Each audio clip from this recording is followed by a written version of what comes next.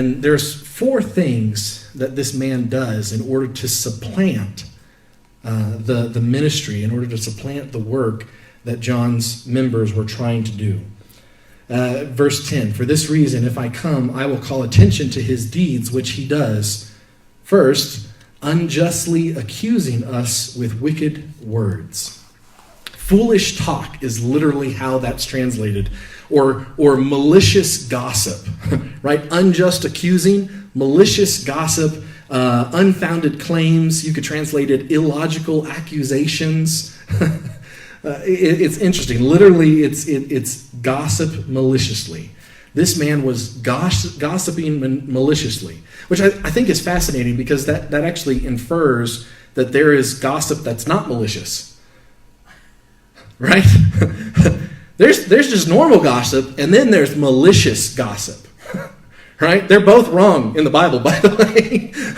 But malicious gossip is even further, right? He's making foolish talk, unfounded claims about John, about the missionaries there, illogical accusations. He's saying stuff with the intention of malice. He's saying things to ruin the lives of those that are speaking and teaching in this community sent by John's church.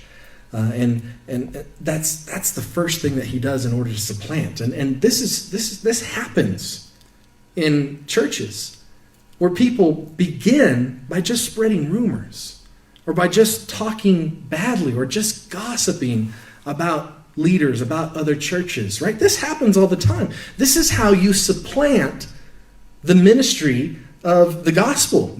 You start with something as simple as maliciously gossiping, speaking about things that you don't really know about. That's the basic definition of gossip. Talking business that is not your own. Talking about someone else's business. If it's not your business, don't talk about it. That's a safe way to do this.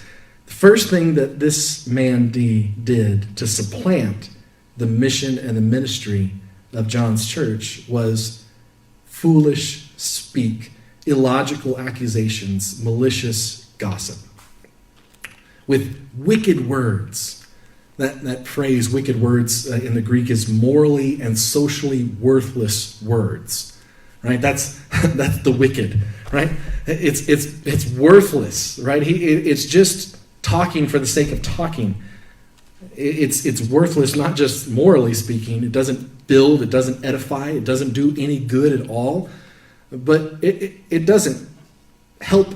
Just practically speaking, socially speaking, it makes divisions rather than building up connections. The Bible in Ephesians talks about when we speak, it ought to be to build one another up. It ought to be to make firm connections with people, to support, to encourage, to be there. And yet that's not what Diotrephes was doing. It says that unjustly accuses us with wicked words and not satisfied with this. That's not enough. Right? Just malicious gossip is not enough for this man. It says he himself will not receive the brethren. And we talked about this time being a time of house churches, not buildings like this, but people's homes is where they met to have spiritual growth and fellowship. And hospitality, inviting someone into your home, giving them a place in it, meant that you endorsed them. 2 John says don't show that hospitality to people who teach false doctrine, people who teach a gospel contrary to that has been revealed through Scripture. And here he's said, Gaius, you did right because you showed hospitality for people who did teach the right things, even when they were strangers. You can go back and read in the previous verses. But here, Diotrephes says, no, I'm not going to help them. I'm not going to support them financially. I'm pulling out all those resources.